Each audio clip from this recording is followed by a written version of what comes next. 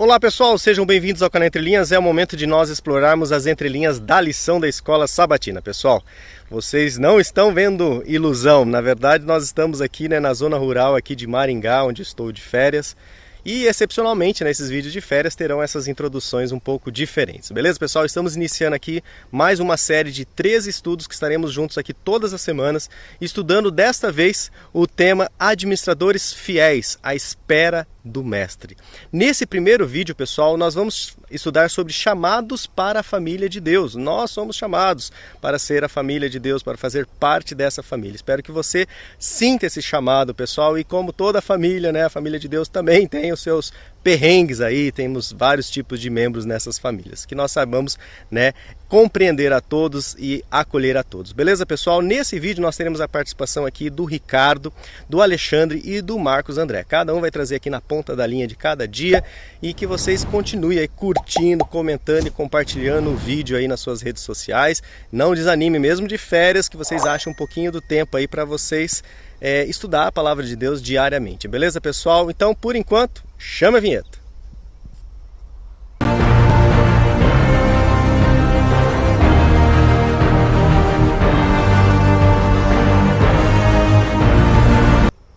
Bom pessoal, nós não teremos no vídeo de hoje, excepcionalmente, né, os comentários, mas nós teremos aqui a oração inicial para que você já se prepare para a doxologia aqui, para tudo que nós vamos estudar nesse vídeo, sobre esse novo tema que vamos passar aí, mais 13 lições sobre os administradores fiéis. Então, nesse momento, em reverência, né, curve sua fronte, feche seus olhos, no mesmo de olho aberto, vamos buscar ao Senhor aqui em oração. Oremos. Senhor Deus, nosso Pai, obrigado, Senhor, pelas férias, obrigado aí pelas festas em família que podemos celebrar, obrigado pela Tua presença, obrigado pela natureza tão bela que nos envolve a cada dia, Senhor. Neste momento, ó Pai, pedimos a sua iluminação, a sua direção, para que possamos continuar estudando os temas semana após semana e praticando esses temas em nossas vidas e também ajudando outras pessoas a praticar, Senhor.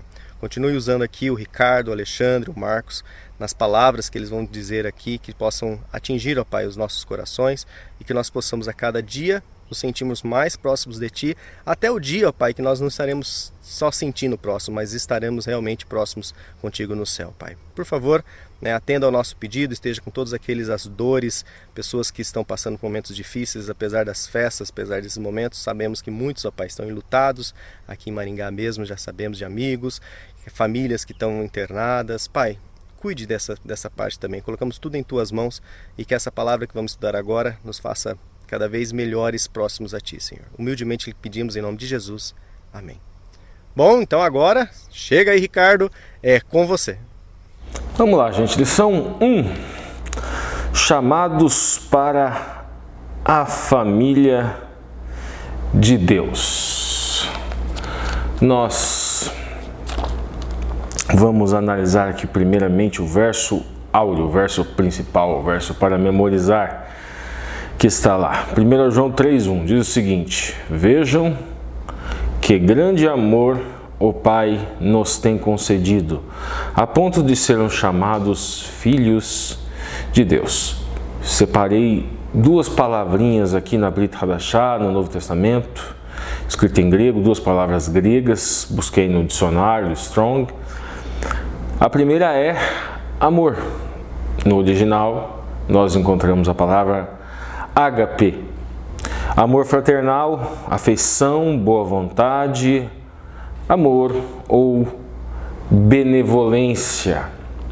Nós teríamos um correspondente hebraico, ahavá, que seria um amor que geralmente é aplicado ao divino, um amor incondicional. Nós podemos também identificar um correspondente para esse ágape como chesed, que seria benevolência, misericórdia, seria um amor desinteressado, um amor que não espera nada, não espera coisa nenhuma em troca.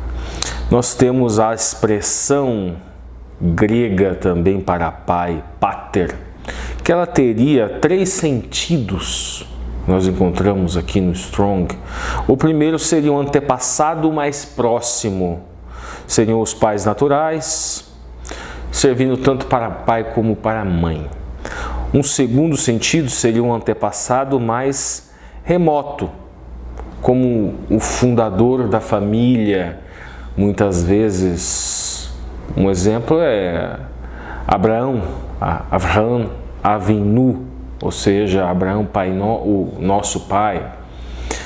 Abraão, ele seria o pai da fé, ele seria o pai de uma grande nação.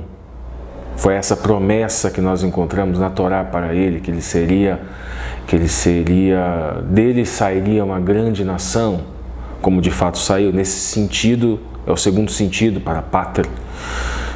Nós também temos um terceiro sentido, que é um título de honra. Então nós vemos o verso. Vamos agora voltar e vamos analisar o verso.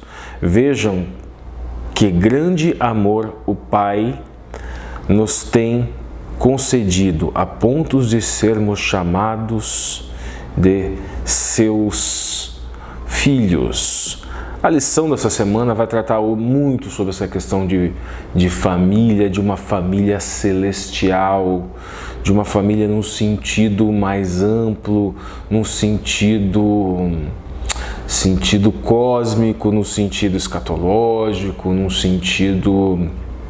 sentido mais metafórico às vezes.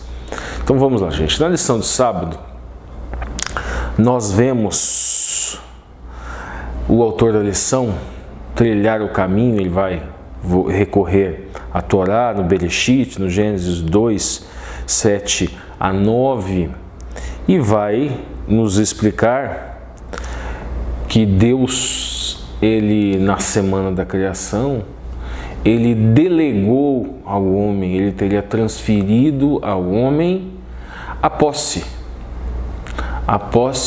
do planeta Terra, para que ele fosse mordomo, que ele servisse como mordomo, administrasse algo que não é dele. Nós vemos da seguinte maneira: sendo cristãos, uma característica incrível sobre o nosso relacionamento com Deus é que ele confiou em nós para administrar seus negócios aqui na Terra. E daí ele vai exemplificar com Gênesis 7, falando de Adão e Eva, o cuidado pessoal de uma criação perfeita. Deus delegou explicitamente a Adão e para Eva essa incumbência.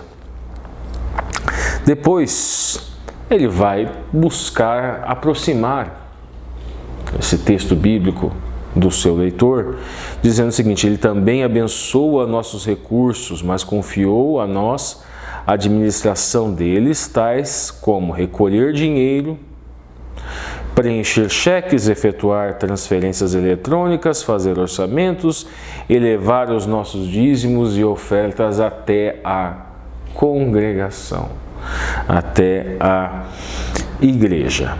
Bom, gente, esse primeiro ponto é sempre interessante a gente resgatar. Nós falamos ali nas lições passadas do trimestre passado, dos falsos dispenseiros, aquelas pessoas que se dizem diáconos. Diácono é isso, é o dispenseiro, e se utilizam desse dinheiro trazido a casa não para o sustento da viúva, do órfão, do necessitado, do pobre, para pregar o evangelho, mas simplesmente para construir mansões, para comprar muitas vezes aviões, ou seja, para bancar certos luxos, certos gastos desnecessários. Nós explicamos no texto bíblico, não vamos voltar lá atrás, que na verdade eles são diáconos do inimigo de Hassatã e não de Yeshua. Eles se aproveitam da religiosidade das pessoas para seus interesses próprios, escusos e pessoais. Cabe a cada um de nós, obviamente, isso não é motivo, isso não é razão para nós retermos as nossas ofertas, aquele dinheiro que nós destinamos para a tzedakah, para a caridade, para a igreja, para a pregação do Evangelho. Um outro ponto que o autor da lição toca, ele diz o seguinte: Deus nos encorajou a gastar os recursos que Ele nos deu para suprir as nossas próprias necessidades, as necessidades dos outros e para o avanço da obra. Aqui eu vou trazer aquela questão daquelas entrelinhas homeopáticas para vocês, né? Ainda vai ficar a entrelinha raiz, ainda vai demorar um pouco, nós temos que correr com a gravação de vários vídeos, mas mais para frente volta, nossas entrelinha raiz, talvez até a ponte literária volte, tenham paciência. Vou trazer, então vamos lá, gente, para vocês entenderem essa questão de dízimo, como é que funcionava. Bom, primeiro, não vou falar de todos, mas alguns. Primícias, Rabicurim. Além de ser o nome de uma das festas, Rabicurim eram as primícias da terra, os primeiros frutos da terra eram separados. Não, isso ainda não é propriamente dízimo, isso é primícia. Depois existia, vocês percebam que a sistemática de dízimos e ofertas, gente, ela é basicamente agrária. Provavelmente em outras lições eu vou ter que recontar isso daqui, então não se preocupem tanto. Mas se alguém perguntar nesse dia Jaquira do dízimo, no sábado, vocês já estão sabendo. Maaser Rishon, primeiro dízimo. O primeiro dízimo era trazido ao Mishkan HaKodesh, ao santuário, ao Kohen, que era o quê? O sacerdote do templo. E a Maaser, é fazer, e ligado à dízima mesmo, à questão do 10%. A raiz da palavra está ligado a isso, aos 10%. E era trazido para o templo de Jerusalém mesmo.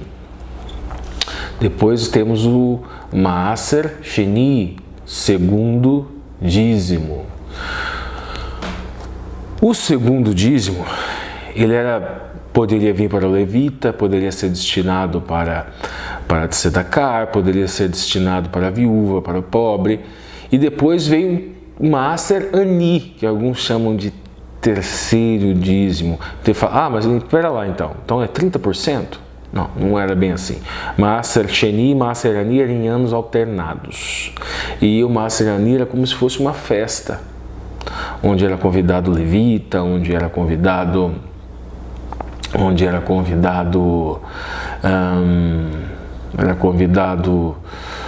o estrangeiro, era convidado o órfão, era convidada a viúva, era como se fosse um banquetão mesmo.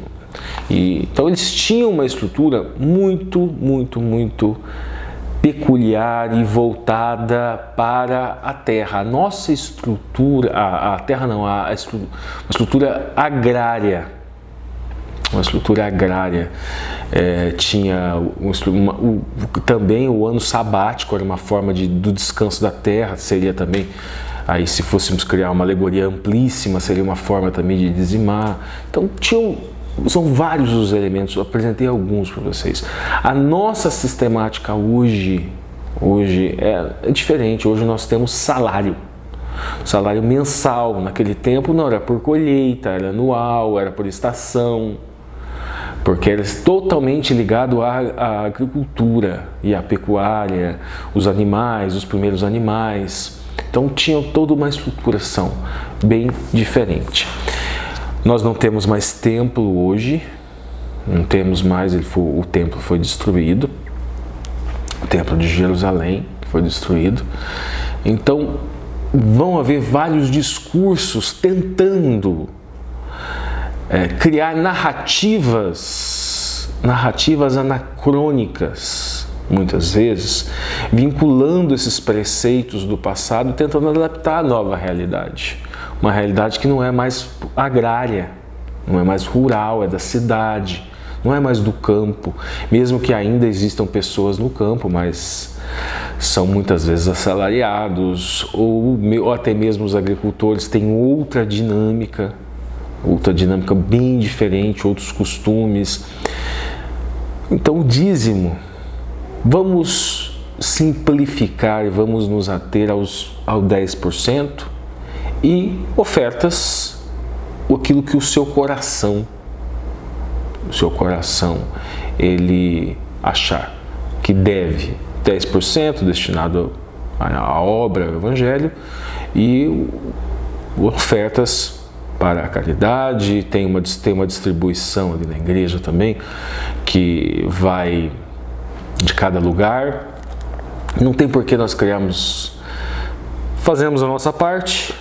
Se do outro lado não é feita, a culpa não é nossa. Nós não vamos criar mais confusão do que o necessário. Só se for alguma coisa muito gritante, como a gente estava falando, né?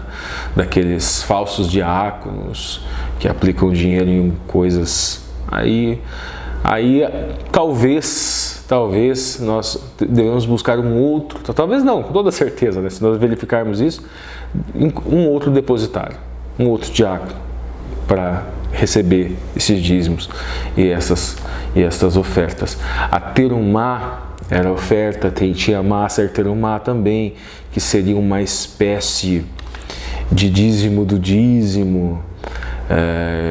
Tinha uma estrutura, porque às vezes na Bíblia voltada ao Kohen também, que destinava uma parcela para uma função específica, mas, como disse, era uma estruturação totalmente contextualizada daquela época, aos costumes daquela época, totalmente adaptada aos costumes daquela época, que é muito difícil de se adaptar, ou seja, você olhar aquilo lá atrás e você querer criar regras espirituais e dizer que não, olha, nos dias de hoje, você tem que fazer isso, tem que fazer aquilo, tem que fazer tudo igualzinho está aquilo lá. É muito difícil. Primeiro que tecnicamente, linguisticamente, historicamente é anacronismo, é uma construção de narrativas que muitas vezes servem para aqueles falsos diáconos que a gente estava falando. Para cobrar mais, para cobrar 10%, para cobrar 20%, para cobrar 30%, para cobrar 50%. A gente sabe que não vamos dizer nomes, mas em algumas religiões eles colocam pessoas que puxam a fila com cheques astronômicos justamente para fazer as pessoas irem no efeito da manada, para eles conseguirem mais e mais dinheiro. Então, vamos ter também os dois cuidados, né, gente? Ter essa visão dos falsos diáconos, mas também não vamos nos tornar tumultuadores gratuitos. Então, vamos lá, gente. Vamos seguir. O outro ponto aqui que eu quero destacar, que aqui nós vemos também aqui no sábado, é que não é só a questão do dízimo, não é só você separar os 10%, mas como você vai gastar o seu. Veja bem, Deus nos encoraja a gastar os nossos recursos para suprir as nossas necessidades. Tem toda uma questão aqui também, que não é como você vai separar a parte que vai ser destinada ao Evangelho, a tzedakah, da carorba, de justiça e de caridade, é o que você vai separar para você. Às vezes com racionalidade, com proporcionalidade, com bom senso. Isso é muito importante e, digamos, até para a saúde financeira da família, que é o tema central da lição essa semana. Então, mais importante, não mais importante no sentido sociológico, não, mas no sentido do tema da semana. Como você gasta a outra parte, os 90% que Deus delegou a você, ele tem uma finalidade também de harmonizar, de manter a saúde da família, desta família.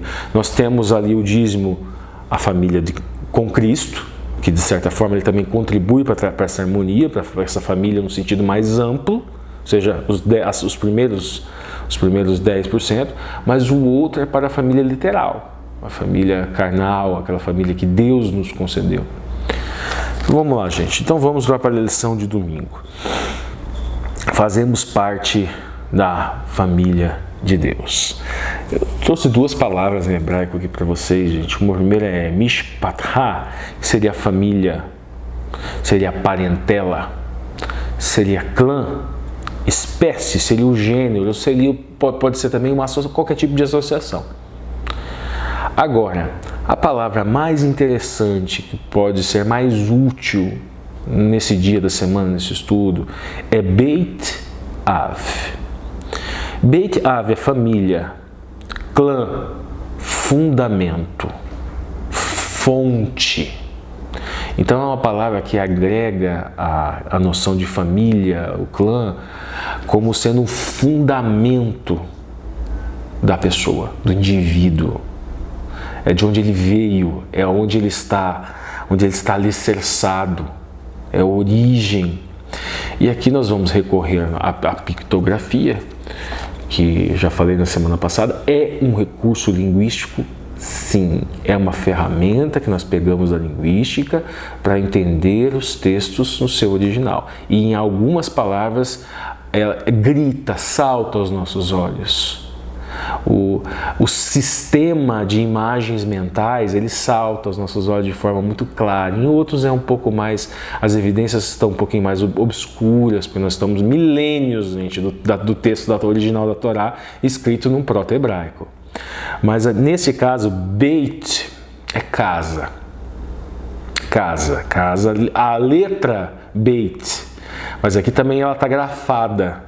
Beit, existe uma letra chamada Beit, mas existe uma palavra que é um Bet, que é um Yud, que é um Tav também. E elas se juntaram essas duas palavras. O Beit, que é casa, com Av, que é pai, para justamente passar a noção de família, que no caso seria casa do pai. Uma outra, onde a gente recorre à pictografia, a gente é na palavra Av.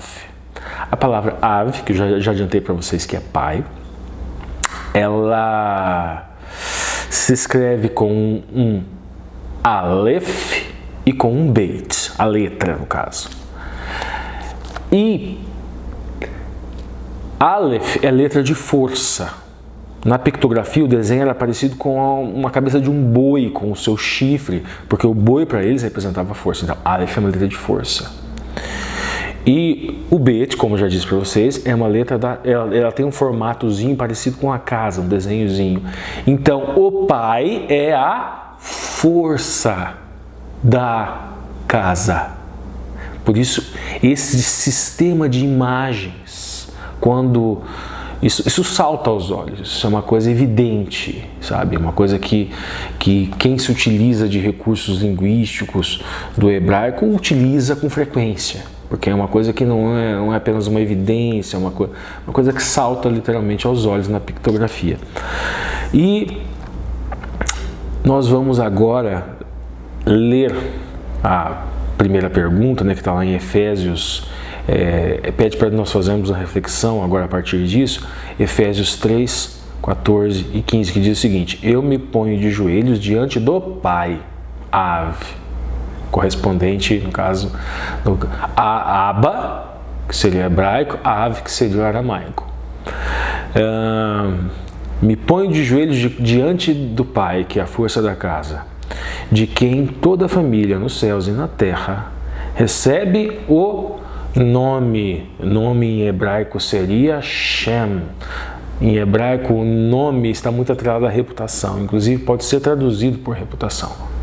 Então tem essa também possibilidade, esse agregado de valoração que pode criar construções metafóricas com essa palavra nome. Nome está atrelado à reputação. Recebe, então vamos lá, nos céus e na terra, recebe o Shem, nome, reputação. A expressão grega que nós encontramos aqui no Brit Hadashah é pátria, que seria linhagem, que retrocede ao primogenitor, a um ascendente, nação ou tribo? Porque a pergunta, veja bem, que imagem evoca nestes versos e que esperança se encontra neles? A expressão, ele nos chama de pai. Aqui, ó, eu me ponho de joelhos diante do Pai. Ele chama o Senhor de Pai, né, trazendo essa noção de família, familiaridade. Mas essa expressão pátria, ela também diz respeito à linhagem. Ou seja, um ancestral. Tem a noção de ancestralidade aqui. Lembra quando nós falamos de Abraão, Avenu, Abraão, nosso pai? É muito utilizada essa expressão pelos judeus. Só que na Bíblia também fala, né, com relação a essa ancestralidade, a metáfora da árvore e dos ramos enxertados. Então, existe uma congregação, existe uma ancestralidade genética até certo ponto, aqueles descendentes literais ali de Abraão, mas existem aqueles que são enxertados, que no caso seriam os gentios. Yeshua HaMashiach, Jesus, o Messias, teve, e há profecias no Velho Testamento com esse respeito, teve uma aceitação muito grande dos gentios, que é no caso ramo enxertado a esta árvore. Então este pai Abraão, nosso pai Abraão, nesse sentido de ancestralidade, e voltando um pouquinho mais, quando nós olhamos genealogia lá no Novo Testamento, gente, a gente vê a genealogia, ela chega em Adão e depois vai para o pai Elohim, o pai eterno, o pai Deus, Deus o Pai. Então essa noção de ancestralidade, então toda a humanidade, em ti serão benditas todas as famílias na terra, em Abraão serão benditas todas, não é apenas os judeus, até porque os judeus não existiam nesse tempo aqui de Abraão. Os judeus passaram a existir, judeu é tribo de Judá. Então nós tivemos Abraão, tivemos Isaac, tivemos Jacó e depois os 12 filhos de Jacó. E nós temos Judá, nós temos ali Ruben, o primeiro filho, depois nós tivemos Levi, o segundo filho, depois tivemos Shimeão, nós tivemos ali o terceiro filho, depois Judá, quarto filho. Desta linhagem, dessa tribo, desse clã, vieram os judeus. Então, nós participamos dessa linhagem. Vocês sejam de descendência genética distante ou próxima dos judeus, sendo judeus ou não sendo judeus, o importante é a emuná, é o chamado. Chamados para a família de Cristo. O Vaikra, o chamado para a emuná. Para emuná é fé, mas é função, é cargo específico nesta família. Todos são chamados. Basta atender o chamado e emuná e permitir que o Ruach HaKodesh, que o Espírito de Santidade, faça essa emuná emergir em você, atuar em você, que você desempenhe essa função. É fruto do Espírito, é peri e Ruach HaKodesh, é fruto do Espírito de Santidade também. Então nós vemos aqui, temos um outro ponto depois seguindo. Jesus declarou, portanto, orem assim. Aí fala do Pai Nosso. Eu trouxe para vocês aqui, não vou falar tudo, mas alguns trechos do Pai Nosso em aramaico. Avum de Beshamai, Pai Celestial. Net Kadash Shemut, santificado seja o seu nome. Tet Malkutah Unah, venha o teu reino. Nerue tetzvina alkunah, seja feita a vossa vontade. De Bashamai af barha, como é nos céus. Esse detalhe que eu queria trazer para vocês. Rolavá lakamá de sukuná iomania, o pão nosso nos dará hoje. Vashbokan Hayubeim Yuaterrim, perdoa os nossos pecados. Aikuná Dafkiná Shibukan, como perdoamos os que pecam contra nós. Velá Tarlá Lenesi Aná, nos desvie da tentação, Elá, Petsan, Min, Bishá, livra-nos do mal, Metu, Dilahim, Malkutá, livra-nos do mal, venha a nós o teu reino, o Lailá, o Tesh, Buktá, o poder e a glória, Lahlan Almin, para todo sempre, amém. Nós temos aqui o Pai Nosso, que novamente traz essa noção de família, ou seja, a oração exemplo, a oração modelo trazida por Yoshua, aqui em aramaico, que eu trouxe para vocês. Veja bem, gente, nós temos o autor da lição dizendo assim: portanto, orem assim, Pai nosso que estás no céu, santificado seja o teu nome. Mateus 6:9. Posteriormente, repetiu a mesma oração aos discípulos em segredo. Jesus nos instruiu a chamar Pai nosso que estais no céu. Contudo, ele disse: não me detenha, porque ainda não subi ao meu Pai. Isso quando, após a ressurreição, Yeshua, ele admoesta seus discípulos nesse sentido: mas vá até meus irmãos e diga a eles, subo para o meu Pai e o Pai de vocês, para o meu Deus e o Deus de vocês. João 20:17. O autor vai parafrasear aqui, vai trazer a Ellen White, um texto de Ellen White, um Desejado de Todas as Nações, dizendo o seguinte: a família no céu e a família na terra são uma só. Depois aqui, quase encerrando, gente, nós vamos para a pergunta número 2. Primeiramente, ele nos pede para ler o Shemot, o Êxodo 3:10, que vai falar sobre Moshe Harabem, e é justamente aquele texto quando é dito para eles tirar o povo da terra do Egito. É a expressão que é utilizada aqui no Shemot 3:10, gente. Ela pode ser traduzida por povo, mas pode ser traduzida por nação, pode ser traduzida por parente e também pode ser traduzida por família.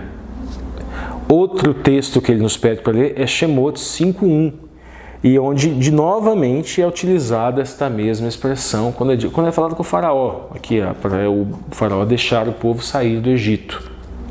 E a expressão de novo é deixe meu povo ir, e é utilizado que pode ser traduzido por família, ou seja, deixa minha família sair do Egito.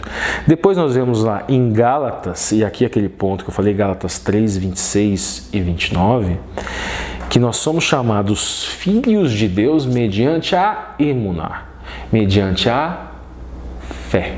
Então quem é filho de Deus? Então quem pertence a essa família? Quem permite que Ruach HaKodesh atue no seu coração e que a emuná se permite ser influenciado pela fé, pela emuná, que sempre é fé atuante, sempre. Emuná significa fé, convicção, lealdade, só que também significa cargo ou função. Então você é chamado para uma fé. Então quando fala aqui chamado para a família de Deus, é a mesma coisa de dizer que você é chamado para emuná, porque você está desempenhando uma função, uma emuná função, uma emuná cargo nessa família. Quando você foi colocar, ou seja, como ramo, como árvore oliveira original, ou seja, como ramo enxertado. Muitas pessoas, aí abro parênteses, opinião pessoal minha, muitas pessoas, mesmo se dizendo incrédulos, se dizendo ateu, praticam atos de justiça, praticam atos de caridade, e acredito que mesmo sem perceber, eles têm uma emuná viva, atuante. Eles permitem que o Ruach HaKodesh atue em seus corações, e eles desempenham um papel nessa família, um papel que muitas vezes pode nem ser percebido até por eles próprios, em razão de bloqueios, em razões de... Porque, gente, não é a narrativa que salva, não é a concordância com a narrativa que salva, tem um elemento espiritual de religiosidade, que é uma experiência de religiosidade, uma experiência que é uma experiência prática, uma experiência na vivência social, é de levar salvação para o povo de Deus, não só transformar a expressão povo de Deus como se fosse um clubinho. Não, o meu clubinho é o povo de Deus e tem o povo do inimigo. Todos os seres foram criados por Deus. Quem leva o amor, quem leva a caridade, quem leva as esmolas, quem leva o alimento, quem leva a veste, quem visita o preso, ele está desempenhando uma fé atuante, fruto do Espírito. E se ele permite que o Espírito o influencie, se ele atende esse chamado para se emunar nessa família de Deus, ele pertence a essa família. Mesmo que ele não entenda todas as narrativas, até porque muitas e muitas vezes nós pecamos, nós falhamos em atrair, seduzir essas pessoas naquilo que nós falamos. Muitas e muitas vezes nós falamos uma coisa e fazemos outra, e não estou falando propriamente de vocês dizem para guardar o sábado e não guardam. Não estou nem falando disso, que é um ponto relevante também, mas eu estou falando, quando nós pregamos sobre o amor de Cristo e não praticamos. Esse é o ponto central. Falamos, Deus é amor, amor, amor, amor, amor, amor, e quando saímos da porta da igreja, olhamos com nojo um necessitado. Uma pessoa às vezes mal vestida, uma pessoa suja. Não conseguimos, por exemplo, passar, aqui na nossa cidade não tem, mas em São Paulo tem, por exemplo, uma Cracolândia da vida, e olhar para aquelas pessoas como sendo iguais, como sendo também filhos de Deus, merecedores de misericórdia. Nós falamos na semana passada, gente, que o puro de coração, ele olha o próximo, ele olha independente de quem for, e ele enxerga a Deus. E por isso que ele pratica a caridade. E em razão disso, assim como diz o Pai Nosso, Cristo vai olhar para nós e vai também enxergar justiça, também vai enxergar pureza de coração. Perdoa as nossas dívidas assim como nós perdoamos os nossos devedores. Essa reciprocidade, gente, isso com o rigor que nós temos para com o próximo, será parâmetro, servirá de parâmetro para o rigor de que o Rei, o Cristo, quando no dia do julgamento ele vai olhar para nós.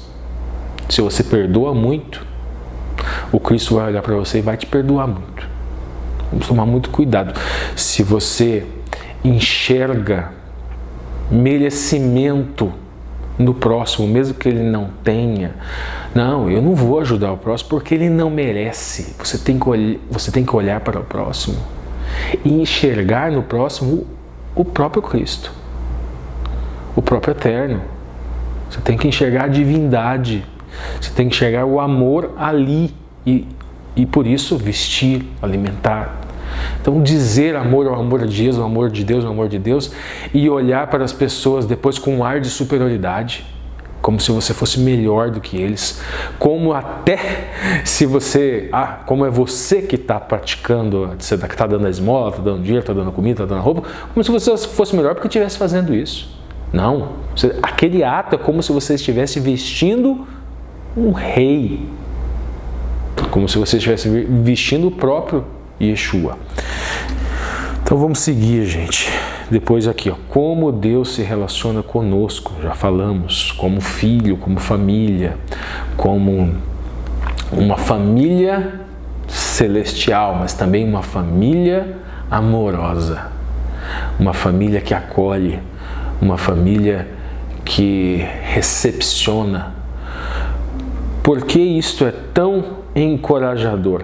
Nós temos a expressão grega aqui para filho, gente, é huios, que significa, num sentido estrito, significa descendente.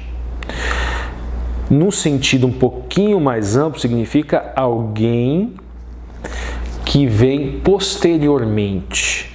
alguém da sua posterioridade. E um terceiro sentido seria alguém em que o outro depende. O exemplo, um aluno ou propriamente um seguidor. Então, os discípulos também propriamente, essa expressão também se aplicava naquela época. Então, tudo isso é aquela noção de filho. Então, essa família envolve tudo isso. Não envolve apenas a questão genética no sentido estrito, não envolve apenas a posteridade de Abraão, mas envolve também os enxertados em razão da fé. E os enxertados, os enxertados à oliveira, como é a metáfora bíblica que eu já adiantei para vocês. Então, o autor da lição aqui, eu encerro agora aqui no último parágrafo, gente. Em contraste com a visão da criação, na qual somos considerados meros produtos de leis naturais, provavelmente está falando de vertentes do evolucionismo ou de algumas visões científicas, algumas narrativas oriundas de hipóteses científicas. As Escrituras ensinam não apenas que Deus existe, mas que Ele nos ama e se relaciona conosco de maneira tão amorosa que a imagem da família é frequentemente usada nas Escrituras para descrever esse relacionamento. Vocês perceberam as duas narrativas? Então nós temos uma narrativa fria, uma narrativa mais voltada à cientificidade, a hipóteses científicas. E nós temos uma narrativa mais quente, mais aquecida. Ocorre que, por muitas vezes, os portadores dessa narrativa mais aquecida, mais amorosa, mais alegre, as atitudes são incompatíveis. As pessoas não acolhem. Eles têm a narrativa, somos a família, mas utilizam a narrativa da família como se fosse um troféu, como se fosse, porque não, nós pertencemos à família de Deus, porque eu prego o Evangelho. Só que é incompatível com as suas ações, não pratica tzedakah. É apenas sepulcro caiado, é apenas falação, são apenas palavras soltas e muitas vezes palavras que deformam o Evangelho, que transformam essa família celestial num clubinho exclusivo, um clubinho exclusivista que lhe dá algum tipo de prioridade sobre o próximo, algum tipo de superioridade sobre o próximo.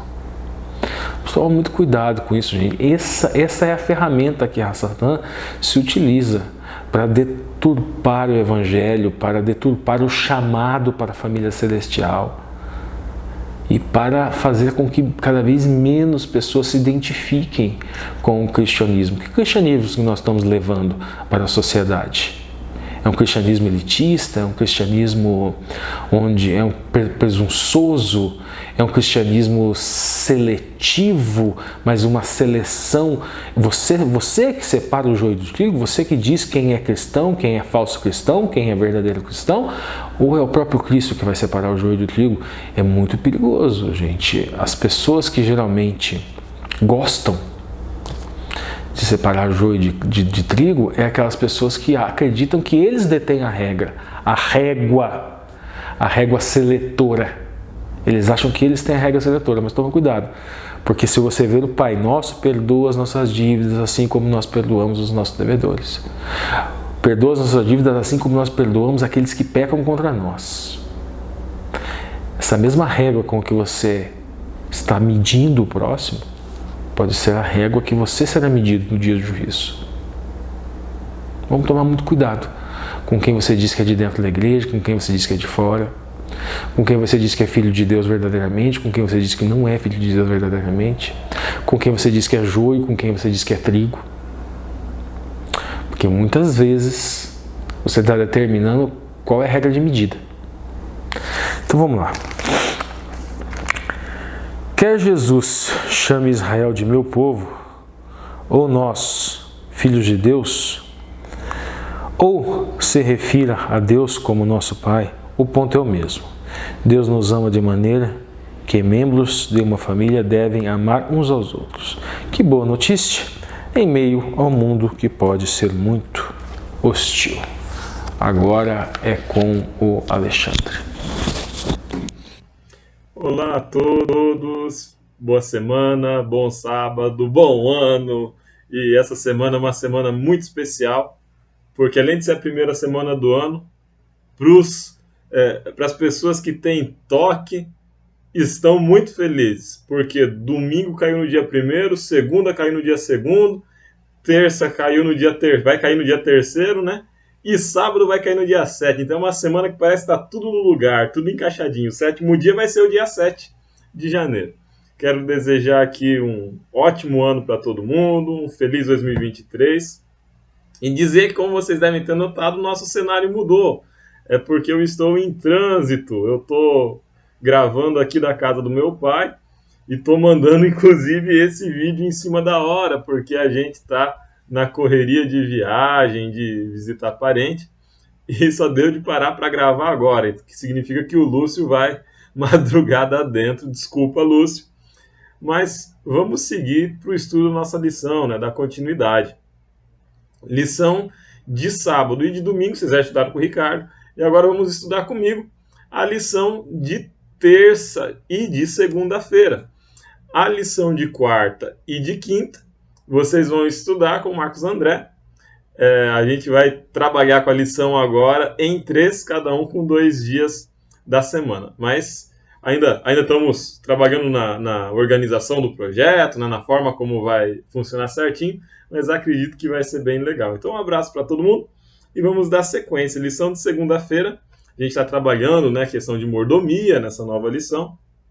E a lição de segunda-feira vai falar que Deus é dono de tudo. E nós trabalhamos na lição de segunda-feira com 3 textos base, 4 na verdade, né? 2 de Salmos, 1 de 1 Crônicas e 1 do livro de Ageu.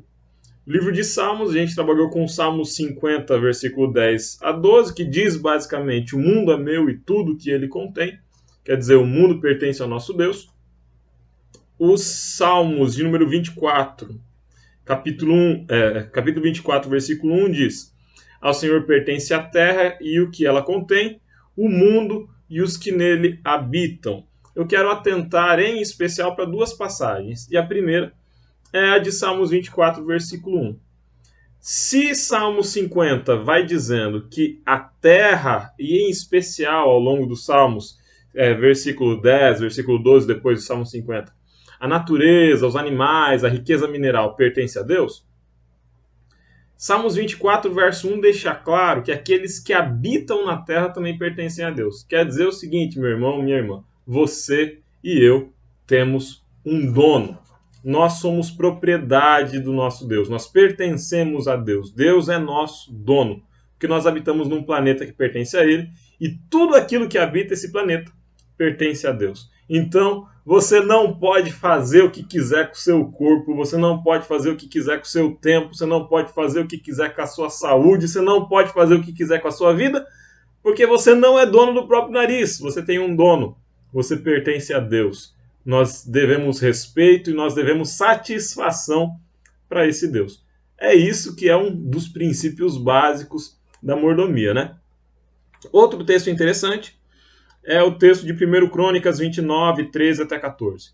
Essa cena é uma cena de gratidão de Davi e do povo de Israel ao entregar as ofertas para a construção do templo para Deus.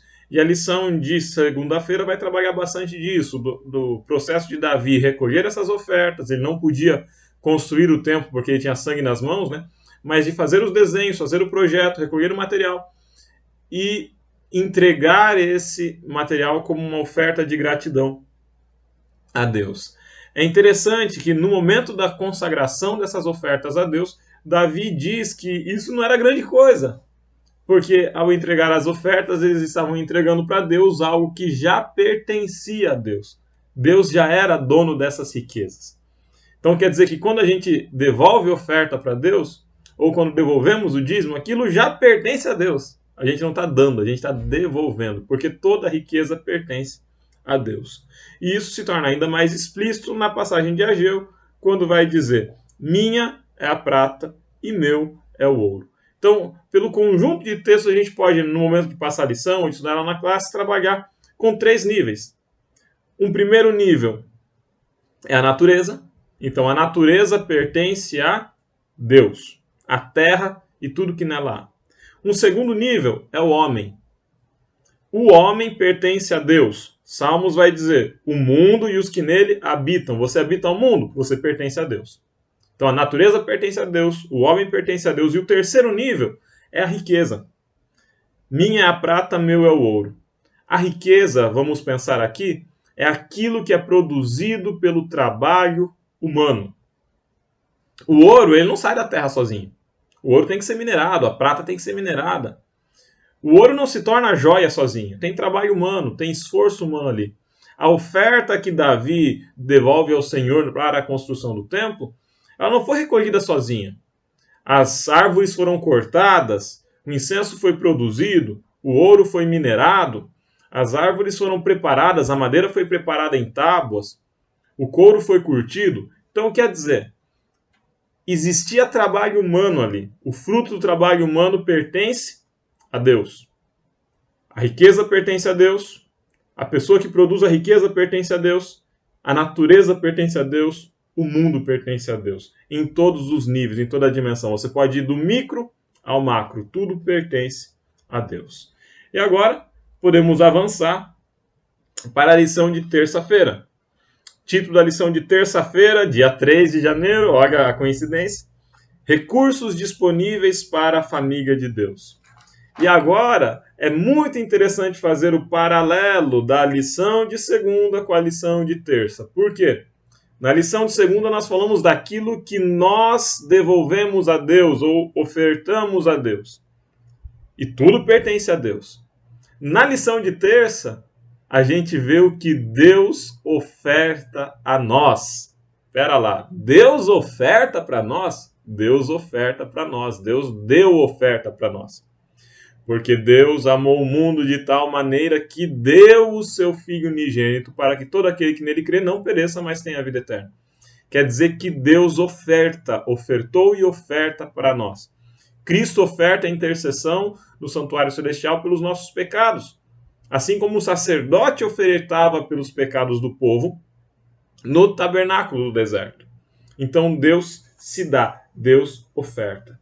Cristo é a oferta de Deus para a humanidade, em função ou em propósito da salvação do mundo. Deus se oferta de si mesmo. E aí vamos para os textos, né? Salmos 23, verso 1, Salmos 37, verso 25 e Filipenses 4,19. São três textos bem interessantes. E eu quero destacar um pouco de cada um deles. Salmos 23, 1, eu não posso deixar de fazer a referência ao Ricardo, né? O Senhor é meu pastor. E ele vai dizer, o Ricardo e já disse várias vezes em outras lições, a palavra pastor e a palavra pasto vêm de uma mesma raiz. Portanto, quando a gente lê Salmos 23, a gente pode ler de duas formas. Nesse caso, o Senhor é meu pastor, nada me faltará. Quer dizer, o Senhor está me dirigindo para o alimento, Ele está zelando pelo meu sustento, Ele me cuida. Mas a gente tem uma outra compreensão desse texto que é possível, e as duas simultaneamente são possíveis, porque é uma linguagem poética, né? E aí, a segunda compreensão é, o Senhor é meu pasto. Eu sou uma ovelha e eu pasto. Quer dizer que eu me alimento de Deus. Como que eu me alimento de Deus? Que loucura é essa? Eu vou comer Deus? Sim, eu como a Deus. Eu como a Jesus Cristo. No momento que Jesus Cristo disse, tome o pão e coma. Esse pão é a minha carne que eu entrego por vocês. É o meu corpo que eu entrego por vocês. Tomam do meu sangue e bebam. Esse é o sangue que eu derramo por vocês, que eu ofereço por vocês. Então quer dizer, o Senhor é meu pasto, eu me alimento de Deus. Como? Por meio da oferta expiatória de Cristo Jesus. Eu me alimento de Deus, eu me alimento de Cristo. A expiação do meu pecado acontece. Cristo se entrega em meu favor. Ele já fez isso de uma vez por todas, morreu na cruz de uma vez por todas e ressuscitou de uma vez por todas. Mas simbolicamente ele oferece intercessão pelos meus pecados no santuário celestial. Eu recebo o perdão. E uma nova natureza, a natureza de Cristo é implantada em mim. O velho homem morre e Cristo vive em mim. Essa é o princípio da santificação e depois do processo de justificação. Desculpa, é o princípio da justificação e depois do processo de santificação. A justificação quando eu recebo perdão e a santificação quando eu sou transformado à imagem e semelhança de Cristo. O Senhor é meu pasto. Quer dizer que Ele me sustenta espiritualmente. Jesus comparou a si mesmo como o pão da vida, como a água viva. Mas a gente pode seguir agora para Salmos 37, verso 25. E Salmos 37, 25 diz assim: fui moço e agora sou velho. Porém, mas nunca vi o justo desamparado, nem a sua descendência a mendigar o pão. Bom, então se eu sou justo e passo necessidade, quer dizer que esse verso é mentiroso. Seria isso? Ou então, se alguém passa necessidade, quer dizer que não é justo. E aí a gente pode cair naquela armadilha da teologia da prosperidade, que é uma armadilha muito parecida nesse aspecto com algumas armadilhas do farisaísmo do tempo apostólico. Os fariseus olhavam e se perguntavam: quem pecou para que nascesse assim ou para que sofresse assim? Ele ou seus pais? Vocês conhecem a passagem.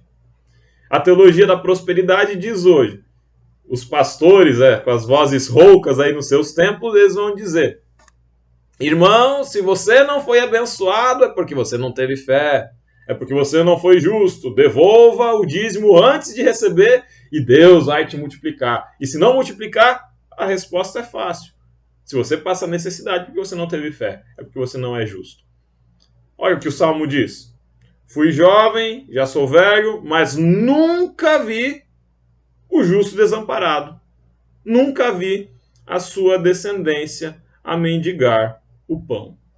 Será que é isso? Uma compreensão possível aqui é fazer uma apropriação espiritual do texto. Entender que o justo não vai mendigar o pão. Opa, o Senhor é meu pasto. O pão espiritual que é Cristo Jesus. O justo não vai mendigar o pão. Ele não vai ser desamparado. Ele não vai ser desamparado porque ele é salvo por Cristo. Deus o salva, Deus o ampara. Ele não vai mendigar o pão porque Cristo se oferece em abundância. E quem come desse pão nunca mais tem fome. Quem bebe dessa água nunca mais tem sede. A gente pode fazer uma aproximação espiritual desse texto. Uma outra leitura, o caminho de leitura interpretativo, que eu considero particularmente muito interessante, é se a gente vai para o conjunto do texto de Salmos 37. E quando a gente vai para o Salmos 37, a gente vê ali uma comparação constante entre o ímpio e o justo. Entre aquele que anda no caminho de Deus e aquele que não anda no caminho de Deus. É interessante porque o salmista ele vai dizendo aqui que ele vê a prosperidade do ímpio e não do justo. E como isso pode em algum momento produzir choque ou estranhamento. E o salmista ele vai construindo a sua narrativa ao longo do Salmos 37 para que a gente entenda que é assim mesmo. Que muitas vezes a gente vai ver o ímpio prosperar. Não estranhe isso. Que muitas vezes a gente vai ver o sucesso do ímpio. Que muitas vezes a gente vai ver que o ímpio está dando certo na vida. Mas chega uma hora que a gente percebe que o dar certo para o olho do mundo ou para o ímpio não é o dar certo para Deus. Que o justo que muitas vezes vive na humildade, na necessidade, na dificuldade, ele tem uma esperança de salvação que o ímpio perdeu ou perde. E que muitas vezes perde para ser mais bem-sucedido na visão errônea, na visão torta desse mundo. Então quer dizer, essa comparação mais ampla do capítulo 37 entre o justo e o ímpio ajuda a gente a perceber que nem sempre o sucesso desse mundo, e quase nunca o sucesso desse mundo, é o sucesso para Deus, é o sucesso de Deus. E que muitas vezes a vaidade desse mundo e aquilo que a gente ambiciona não é o querer de Deus para a gente. Mas que mesmo nessa situação de dificuldade, mesmo numa situação de sofrimento, Mesmo numa situação de luta, o justo tem a tranquilidade de que ele não será desamparado. Deus, Cristo, estará com o justo no momento da dificuldade e vai prover outros justos numa rede de solidariedade para que o amparem, para que sejam os braços de Jesus, para que sejam as mãos de Jesus a alcançá-lo, a ampará-lo, a cuidá-lo. Nós somos, às vezes, tão rápidos, em fazer caridade com os estranhos, o próximo, mas o próximo que a gente não sabe o nome, com aquele que está distante. Às vezes nós somos tão rápidos em amparar, em cuidar ou em oferecer algo, um prato de comida, uma cesta básica, um socorro, para aquele que nos é estranho, entre aspas. A gente sabe que todos são próximos, mas para aquele próximo que a gente não conhece.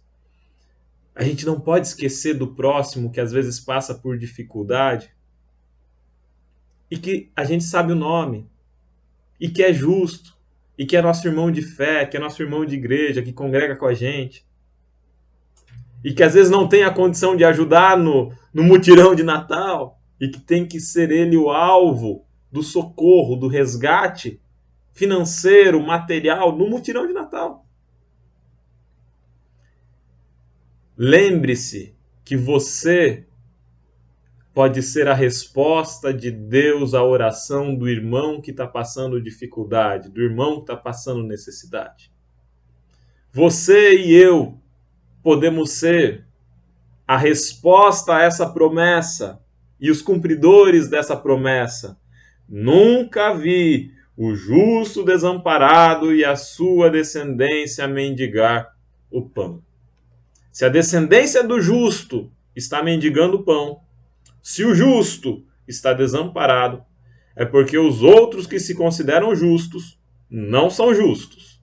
É porque nós que nos consideramos justos não estamos cumprindo a tarefa de sermos mordomos de tudo aquilo que Deus nos confiou em nossas mãos, mas que pertence unicamente a Ele. Terceiro texto da lição de terça-feira é o texto de Filipenses 4,19, em que diz: meu Deus há de suprir em Cristo cada uma das vossas necessidades. E agora a gente volta para os Salmos 23 e para os Salmos 37. O Senhor é meu pasto. Cristo é o caminho pelo qual Deus suprir as nossas necessidades. Salmos 37, 25. Nunca vi justo desamparado, nem sua descendência mendigar o pão. Se a descendência está mendigando o pão, é porque Cristo não está vivendo em nós. Quando nós atendemos a um desses nossos irmãos que passam por dificuldade, é Cristo em nós os atendendo. Deus há de suprir em Cristo cada uma das vossas necessidades. Necessidades materiais?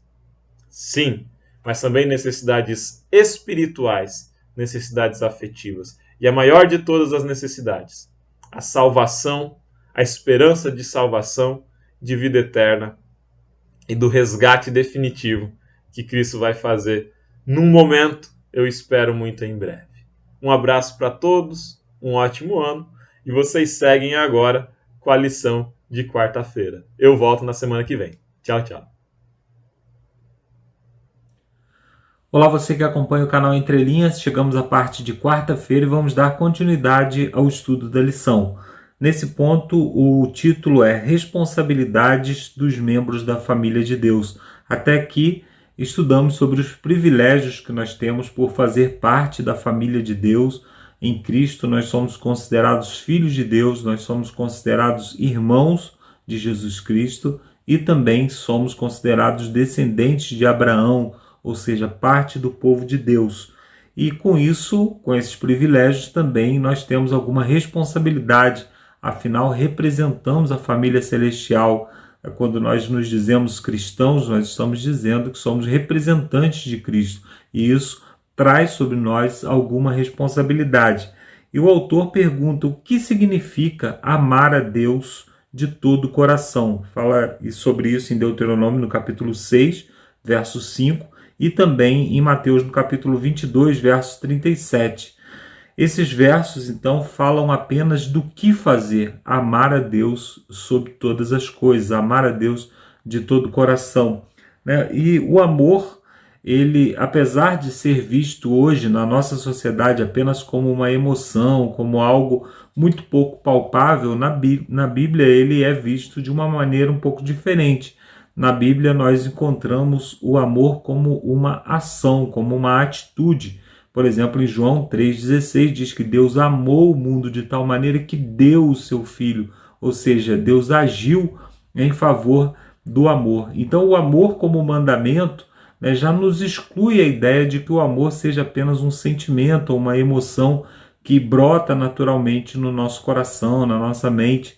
Na verdade, o amor como mandamento, ele está mais relacionado à ação. É Deus nos falando para agir.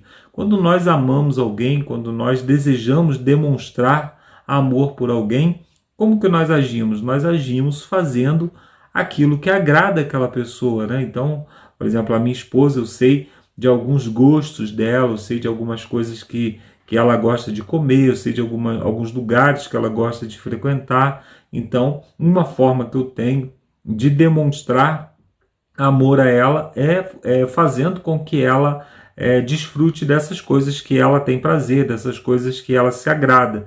Assim também com Deus. E como nós sabemos o que agrada a Deus? E aí a outra pergunta nos leva para Deuteronômio no capítulo 10, verso 12 e 13, e também de 1 João capítulo 5, verso 3, que diz que este é o amor de Deus, que guardemos os seus mandamentos. Então, guardar os mandamentos de Deus, ou seja, aquilo que Deus ordenou, é fazer a sua vontade. Quando nós guardamos aquilo que Deus ordenou através da sua palavra, nós estamos fazendo a sua vontade. E aí é interessante, né, porque muitas pessoas pensam que o amor ele exclui algum tipo de obrigação, o amor ele exclui a obrigação de obediência à lei, mas é através da lei que Deus nos diz o que ele gosta, né? O autor até destaca aqui que o texto ele está assim, nessa forma: isto é o amor de Deus, que guardemos os seus mandamentos. Isso é, conhecemos e experimentamos o amor de Deus ao observar os seus mandamentos. Então, aqui nós encontramos uma resposta ao amor de Deus, nós agimos em resposta ao amor de Deus e, ao agirmos, experimentamos mais do amor de Deus, ou seja, experimentamos o que verdadeiramente é o amor de Deus. Em Mateus, no capítulo 7, dos versos 21 a 27, então, nós encontramos ali Jesus Cristo falando sobre duas formas de vivermos a nossa fé, de vivermos o nosso cristianismo. De maneira sólida, ou como quem constrói uma casa na rocha, ou de maneira abstrata, como quem constrói uma casa na areia. A maneira sólida de viver o cristianismo é quando é palpável, quando as nossas ações elas são palpáveis. E a maneira volátil de se viver o cristianismo é quando nós vivemos apenas baseado nas nossas emoções, baseados apenas naquilo que nós sentimos. Então, como eu disse, o mandamento do amor é um mandamento prático, um mandamento que deve ser praticado. Então, nós encontramos o que fazer, né, que é o mandamento, amar a Deus sobre todas as coisas, e como fazer, guardando os seus mandamentos. E quando nós falamos em mandamentos, geralmente nós pensamos nos 10 mandamentos, nós pensamos ali, especialmente no sábado, para nós que somos adventistas, né? E a Bíblia, na verdade, ela dá muito mais ênfase à questão do amor mesmo na prática. Quando João fala nas suas cartas a respeito disso, ele fala: como que eu poderia dizer que amo a Deus se eu não amo o meu próximo? Como eu poderia dizer que eu amo a Deus se eu vejo alguém necessitado e não atendo? Quando Jesus Cristo diz que nós devemos amar os nossos inimigos, quem são os nossos inimigos? As pessoas que nos ofendem, as pessoas que nos perseguem, as pessoas que não gostam de nós. Então essas pessoas nós devemos buscar para poder atender, porque nós não fazemos diferença entre as pessoas, já que todas as pessoas elas são filhas de Deus, são pessoas pelas quais Jesus Cristo morreu. Nós precisamos, então, tomar muito cuidado para que a gente não fique no legalismo, que é a prática dos 10 mandamentos apenas como regra. Quando nós amamos a Deus sobre todas as coisas, quando nós, pela fé, aceitamos o sacrifício de Jesus, nós precisamos também praticar o amor em favor dos necessitados, em favor das pessoas que estão ao nosso redor, né, buscando alcançar as pessoas através das nossas ações, através daquilo que nós fazemos em favor delas, para que o nosso cristianismo não seja um cristianismo apenas legalista ou um cristianismo apenas volátil, apenas baseado nas nossas emoções. Então, o cristianismo hoje está dividido muito nisso, né? Nós, adventistas, às vezes nos encaixamos mais no legalismo, enquanto que as religiões mais voltadas por neopentecostalismo, né, vivem muito das emoções, vai ao culto e sente, precisa sentir ali fortes emoções, né? Mas quando nós vamos para a Bíblia, o amor é uma prática diária, é quando nós agimos em favor das pessoas que realmente são necessitadas. E na parte de quinta-feira nós temos aqui tesouro no céu. E Mateus, no capítulo 6, dos versos 19 a 21, responde a pergunta, né, que dizia sobre quais verdades cruciais Jesus falou nessa passagem.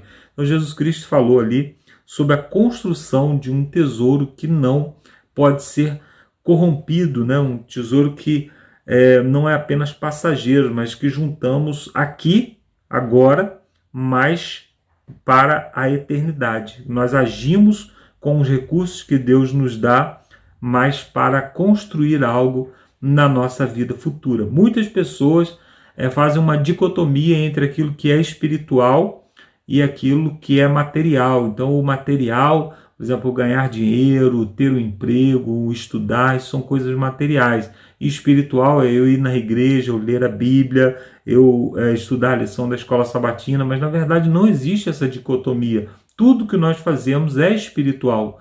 Tudo que nós administramos, todos os talentos, os dons, os recursos que Deus nos deu para administrar, eles são espirituais. O meu dinheiro não é só 10%, que é de Deus e que é espiritual. Todos os recursos que Deus coloca sob o meu cuidado, isso é espiritual.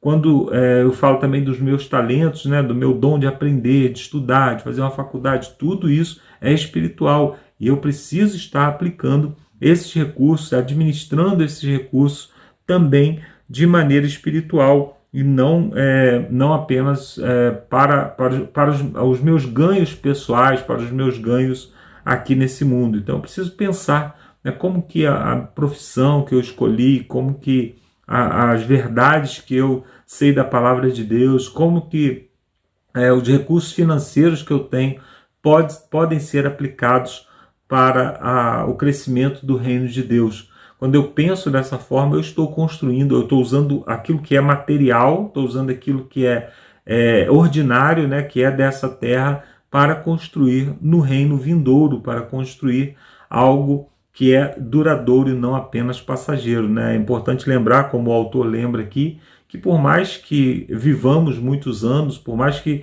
a gente construa impérios, como por exemplo as pirâmides lá do Egito, né?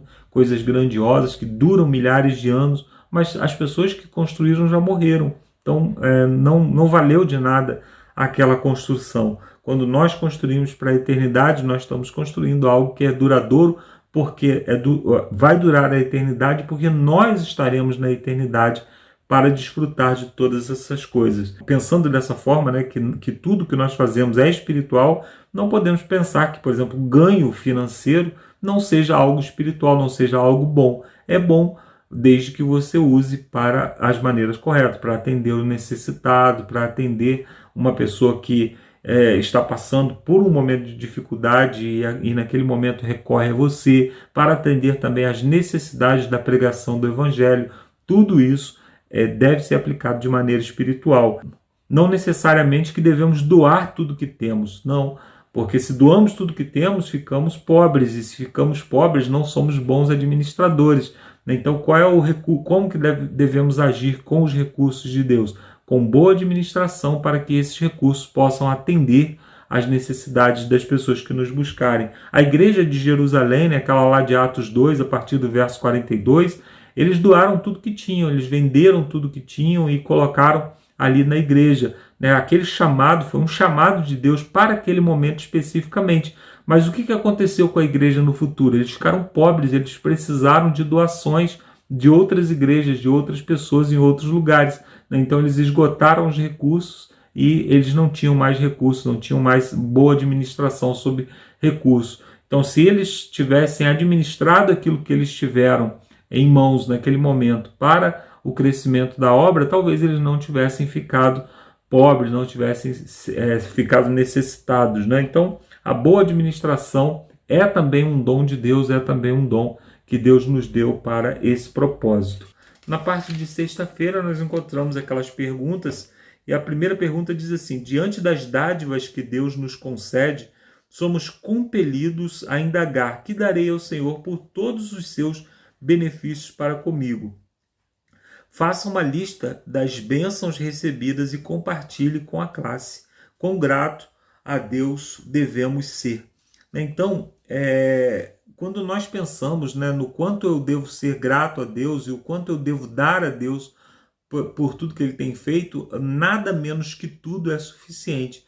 Então eu devo entregar a mim mesmo e junto comigo todos os meus recursos, tudo aquilo que eu tenho, tudo aquilo que eu sou, né, para a obra de Deus. Então o meu carro ele deve servir para atender os necessitados, para dar uma carona para uma pessoa que vai para a igreja com dificuldade. Os meus recursos financeiros devem servir para a pregação do evangelho, devem servir para alimentar e comprar remédios para uma pessoa que está faminta e necessitada. Então, nada menos do que tudo devemos devolver a Deus. Por isso que é importante lembrar que não é só o 10%, não é só o dinheiro que nós devolvemos como dízimo e oferta, mas também aquilo que fica na nossa mão para boa administração também pertence a Deus e também deve ser devolvido a Ele, deve ser utilizado como boa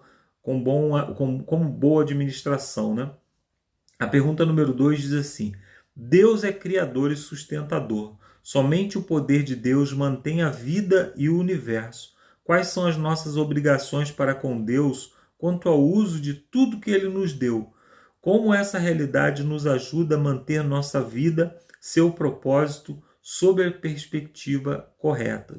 Então nós devemos nos lembrar sempre que somos apenas administradores. É Deus quem concede todos os dons, todos os bens, todos os recursos, tanto da igreja quanto da nossa vida pessoal, e somos administradores. E como administradores fiéis, nós devemos devolver a Deus tudo aquilo que Ele nos dá. Nós devemos sempre estar mostrando a Deus: Senhor, tudo que eu tenho é teu, tudo que eu sou é teu, todos os meus dons, os meus talentos são teus, utilize para a tua obra. É importante lembrarmos sempre disso, né? Pergunta número 3. De tudo que Deus nos deu, Jesus e o plano da salvação são as maiores dádivas. O que teríamos se não fosse essa dádiva? Um escritor ateu descreveu a vida humana como nada além de pedaços de carne em decomposição, em ossos em desintegração. Se não fosse o dom do evangelho, ele não teria razão? Teria razão, né? Seríamos apenas aqui pessoas vivendo para morrer. Nós estamos cada dia, cada aniversário, cada dia que nós acordamos, estamos um pouco mais próximos da morte. Mas a fé que nós temos em Jesus Cristo nos faz alcançar algo além do que um escritor ateu, de que alguém que não tem essa mesma fé possa alcançar. Por isso, nós podemos sim pensar em administrar esses bens que nós temos aqui, não com aquele imediatismo de ter que viver, de ter que se emocionar, de ter que viver sempre em alta, como se tudo fosse o último momento, porque nós temos a eternidade para viver com Deus. Isso nos dá tranquilidade, isso nos deixa mais pacíficos e bondosos com as pessoas que estão ao nosso redor e faz de nós bons administradores, né? Não pensamos somente em nós mesmos, mas pensamos também nas pessoas que necessitam e que entendemos que os recursos que Deus nos deu, sejam os recursos intelectuais, sejam os recursos físicos, os recursos financeiros, são sim para a administração de toda a família de Deus e não apenas da minha própria família ou apenas da minha própria vontade. Bom, terminando esse primeiro estudo, eu gostaria de convidar você a orar a Deus, pedindo que Ele esteja nos orientando em todo esse trimestre e pedindo também que Ele nos faça bons administradores dos recursos que Ele tem nos dado. Vamos orar? Santo e bom Deus, muito obrigado, Senhor, por tudo que o Senhor tem nos dado, pelos recursos financeiros, também pelos talentos, pelos dons que nós temos. Muito obrigado pela família que o Senhor nos deu. Cada um de nós aqui, Senhor, certamente tem algo a agradecer ao Senhor hoje. Talvez algum aspecto da nossa vida não esteja assim como nós gostaríamos, mas somente o fato de termos um Deus que se preocupa conosco, que cuida da nossa vida, que está sempre cuidando das nossas mínimas necessidades, só isso nós devemos agradecer imensamente ao Senhor. E também precisamos agradecer pelo dom de Jesus Cristo, porque o Senhor nos deu o teu Filho para que não morrêssemos. Nós te pedimos, Senhor, nesse momento, que o Senhor receba a nossa gratidão, que o Senhor continue cuidando de nós todos os dias da nossa vida, também dos nossos familiares, das pessoas que estão ao nosso redor. E te pedimos que o Senhor nos ajude a usar todos os dons que o Senhor nos deu para o crescimento do Evangelho e para glorificar o teu nome. Te pedimos também que o Senhor continue nos orientando durante todo esse trimestre para que possamos aprender a ser bons administradores. Te pedimos isso com o dom de Jesus Cristo que foi dado na cruz do Calvário. Em nome dele que nós te pedimos e te agradecemos. Amém. Obrigado, amigos, e até a semana que vem com mais um estudo da Palavra de Deus. Um bom ano novo para você, para sua família, e que nesse ano possamos continuar juntos, estudando e crescendo até a volta do nosso Senhor Jesus Cristo. Um abraço e até a semana que vem. Valeu, Marcos. Valeu, Alexandre. Hashtag o Alexandre voltou. E valeu, Ricardo, também pelas palavras aí que vocês prepararam. Muito obrigado também pela sua oração, Marcos. E obrigado a você que acompanhou esse vídeo, esse primeiro vídeo. Lembre-se que nós temos ainda mais 12 vídeos aí sobre esse mesmo tema, né? Espero que vocês aí continuem nos acompanhando, beleza, pessoal? E nós nos vemos no próximo vídeo, onde nós vamos ver sobre as alianças de Deus conosco. Então, até lá. Fiquem com Deus. Tchau, tchau, pessoal.